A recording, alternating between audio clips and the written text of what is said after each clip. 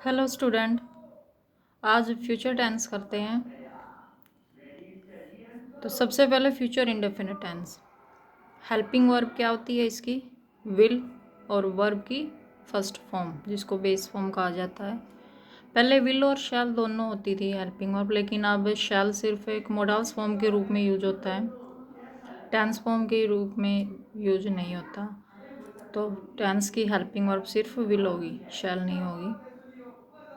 तो सबसे पहले सेंटेंस फॉर्मेशन देखते हैं कि सेंटेंस बनाएंगे कैसे।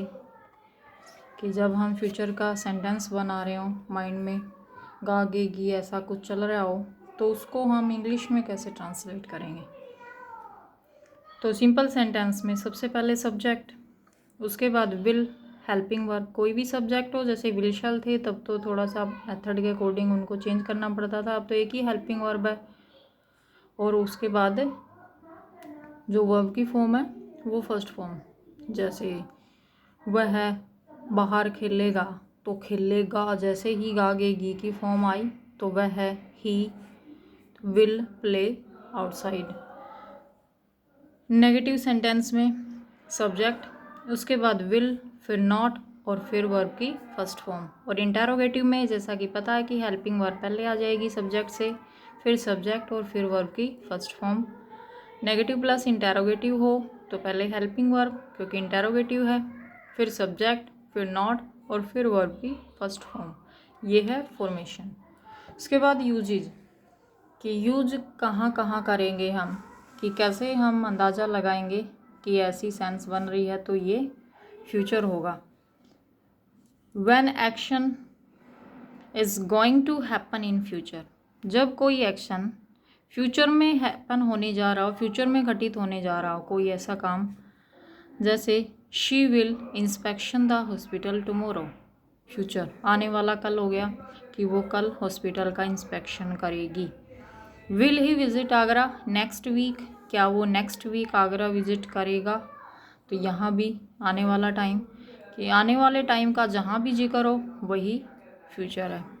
तो ये हम इंग्लिश में कैसे पहचानेंगे। हिंदी में तो गागे गी से हम अंदाज़ा लगा ही लेते हैं कि फ्यूचर की बात हो रही है, और इंग्लिश में हम सेंटेंस की सेंस देखते हैं, और सेंस उसको पढ़ने के बाद कौन से टेंस में बनती है उसी के हिसाब से हम जो वर्ब है वो पुट करते हैं। उसके बाद सेकंड यूज क्या है, when two action are happen simultaneously, जब दो काम एक साथ होते हों।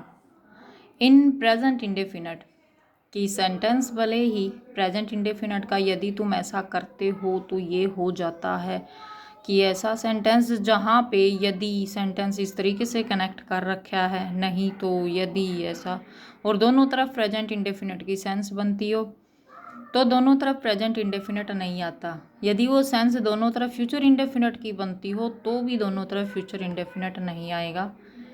तो वहाँ एक तरफ तो फ्यूचर इंडेफिनिट आता है और दूसरी तरफ प्रेजेंट इंडेफिनिट। अब कहाँ कौन सा आता है वो और भी डिटेल जो कंडीशनल सेंटेंस है उनमें हम करेंगे, लेकिन अभी भी when you visit me, example इसका देखिए, जब आप विजिट करोगे, I will give you my note, कि मेरे पास जब आओगे तो मैं तुम्हें नोट्स दूंगा या दूंगी। तो आई विल गिव यू, यहाँ पे एक तरफ प्रेजेंट इंडेफिनिट है, दूसरी तरफ फ्यूचर इंडेफिनिट आ गया। He will pass if you help him, he will pass future indefinite, if you help him present indefinite. तो यहाँ सेंस, यदि तुम उसकी मदद करते हो तो वह पास हो जाएगा, मदद करोगे तो पास हो जाएगा। ऐसे सेंस भले ही दोनों तरफ प्रेजेंट की बनाओ फ्यूचर की बनाओ, तो रूल यही होता है कि जिस तरफ कनेक्टर है उधर प्रेजेंट इंडेफिनिट आता है और जिस तरफ कनेक्टर नहीं है उधर फ्यूचर इंडेफिनिट आता है।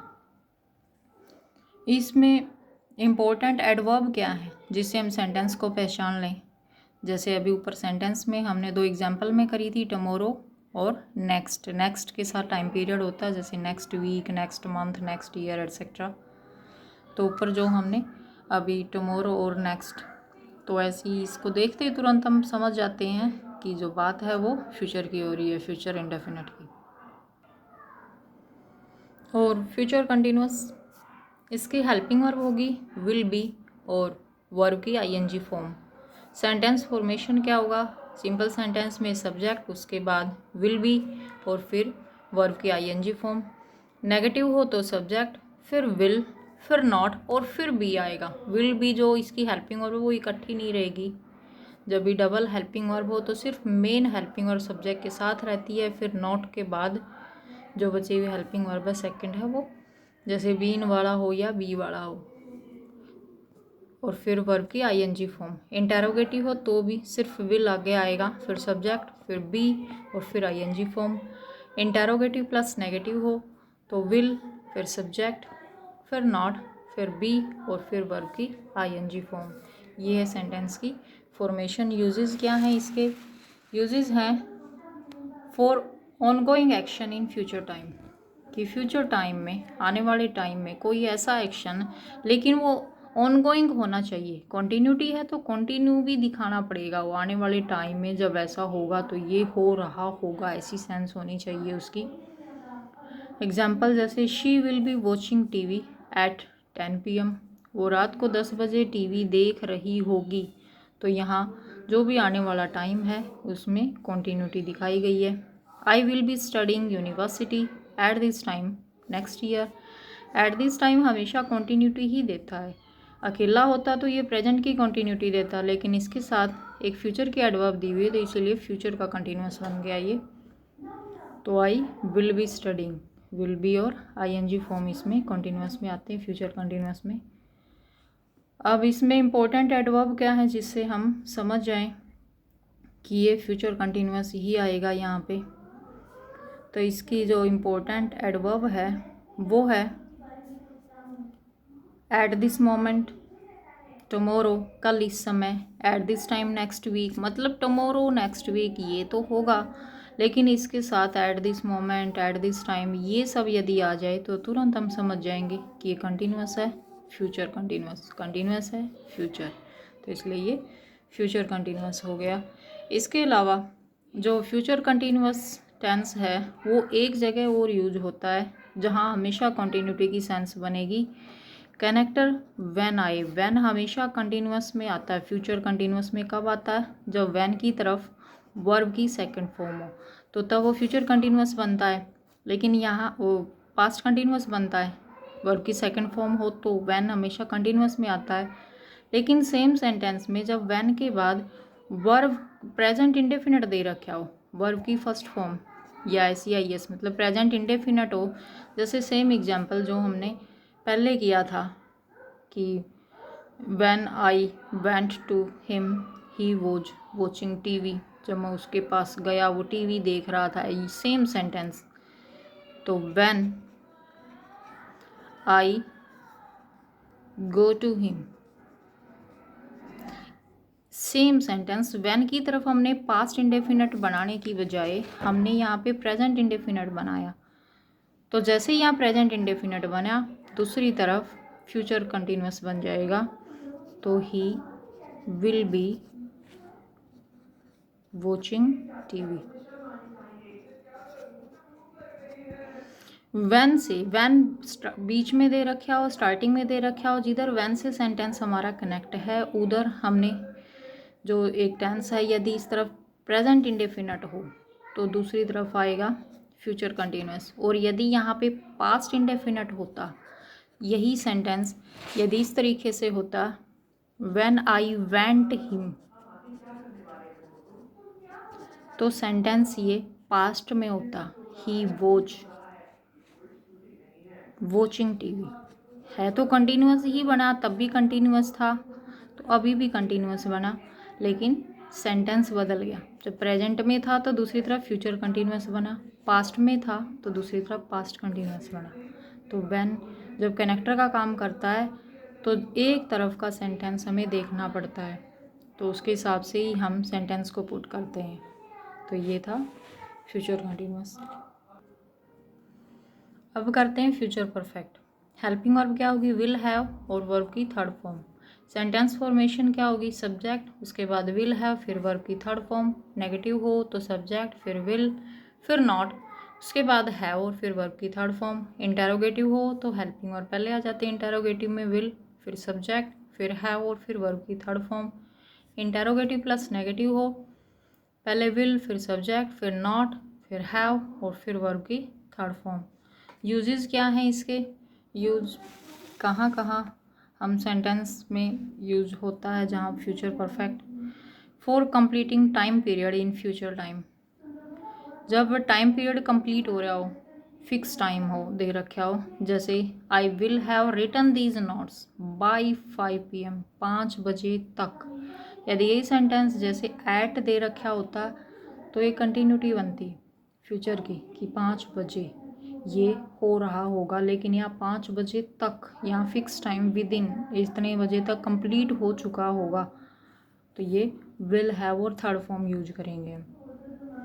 उसके बाद they will have reached there by Monday, यहाँ फिर वही फिक्स टाइम।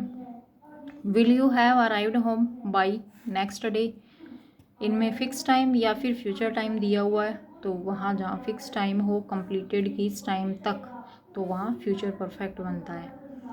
इसको पहचानते कैसे हैं हम, कि कैसे पता चलेगा हमें कि हम फ्यूचर परफेक्ट की बात कर रहे हैं। एडवर्ब क्या होगी, जैसे बाय दिस टाइम टमोरो, कल इस समय तक, या बाय नेक्स्ट वीक, ऐसा बाय के साथ ही होगा, बाय से ही पहचानते हैं।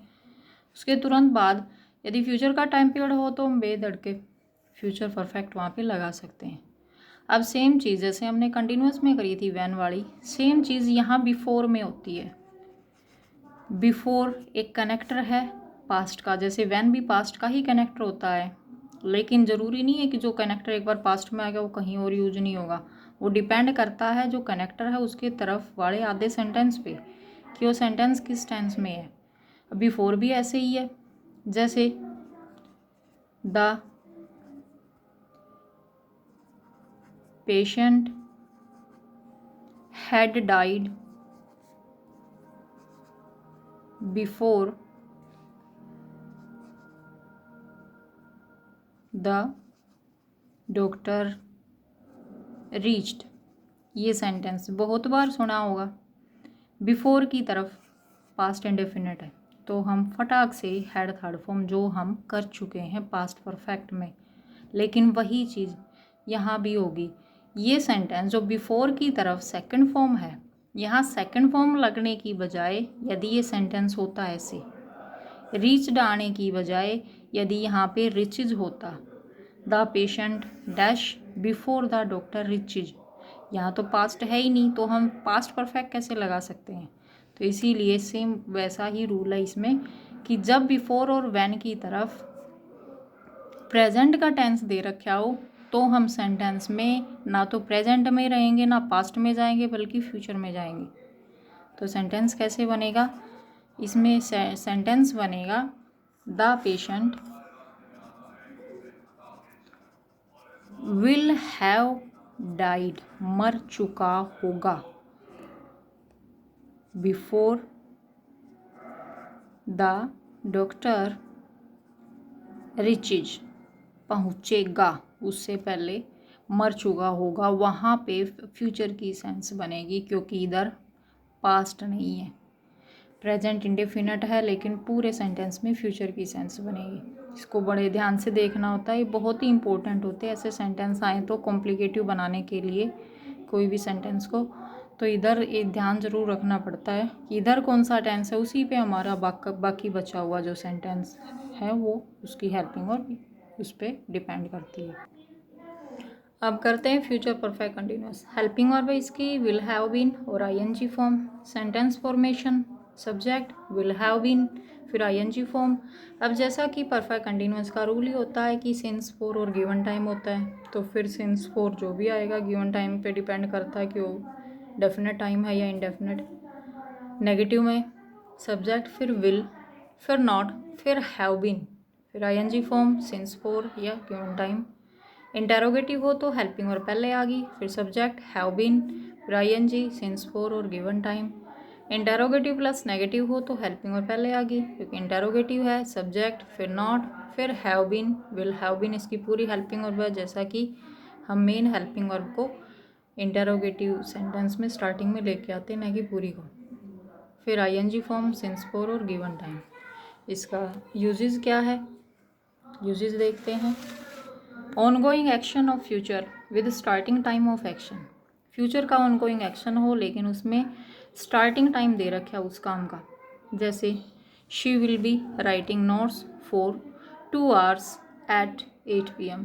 वो 8 बजे 2 घंटे से, जैसे अकेला 8 PM होता तो हम सीधा कंटिन्यूस बनाते फ्यूचर का, लेकिन इसमें सिंस 4 के बाद टाइम पीरियड भी दे रखा है कि इतने बजे से, तो 8 बजे तक वो 2 घंटे से उनको लिख रही होगी। You will be sleeping for many hours tomorrow morning. तो कल सुबह तक तुम कई घंटे से सो रहे होगे। तो ये सेंटेंस इसमें सिंस 4 दिया गया होता है, तो उसी से हम अंदाज़ा लगा लेते हैं कि ये फ्यूचर परफेक्ट कंटिन्यूस की बात हो रही है। तो ये थे हमारे टेंस, तीनों टेंस हो चुके हैं। अब कंडीशनल सेंटेंस और हम करेंगे, उसकी वीडियो में बाद में डालते हैं।